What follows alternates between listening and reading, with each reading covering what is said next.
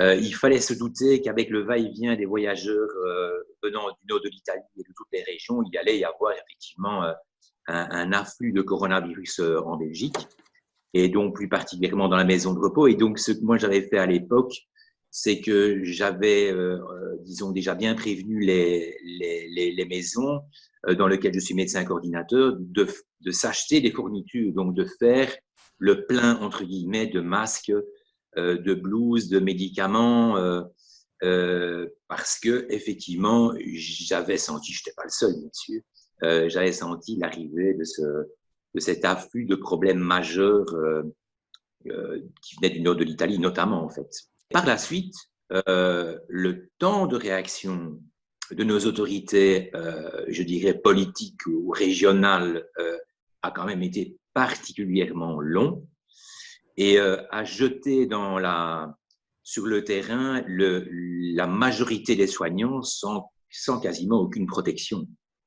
Et je pense qu'il sera peut-être aussi l'occasion qu'on mesure le nombre de soignants qui ont effectivement été touchés, en partie à cause du fait qu'il n'y avait aucune protection, ou quasiment aucune.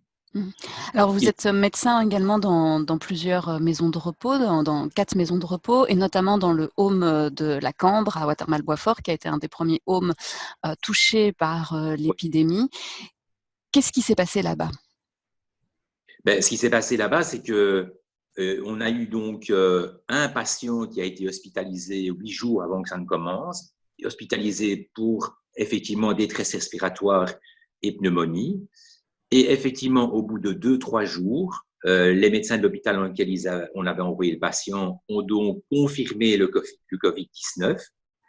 Mais donc, ce qui s'est produit, c'est que dès le départ, ce patient était positif. Donc, tout l'étage assez rapidement a présenté les symptômes. Et donc, on a eu assez rapidement le développement d'une épidémie, en tout cas à un étage. Et puisqu'il y avait des communications entre les différents étages, eh bien, et que le personnel soignant tourne dans les étages, il est évident que ça s'est réparti un peu partout. Vous, personnellement, est-ce que vous avez eu peur à ce moment-là? Ou est-ce que, après aussi, dans ce que vous avez vécu dans les différentes maisons de repos, vous avez peur? Oui, on a eu très peur pour la bonne et simple raison que n'oublions pas que les maisons de repos sont peuplées de gens qui sont là pour plusieurs années et que nous avons quand même des liens généralement très, je dirais, un peu émotionnels avec toutes ces personnes âgées et que donc, si vous voulez, une partie de notre famille était touchée et allait être touchée et donc quelque part, on a effectivement eu peur de perdre tous ces gens que nous connaissions bien. Vous pensez aujourd'hui que autoriser notamment donc les visites dans les maisons de repos, c'est une bonne idée?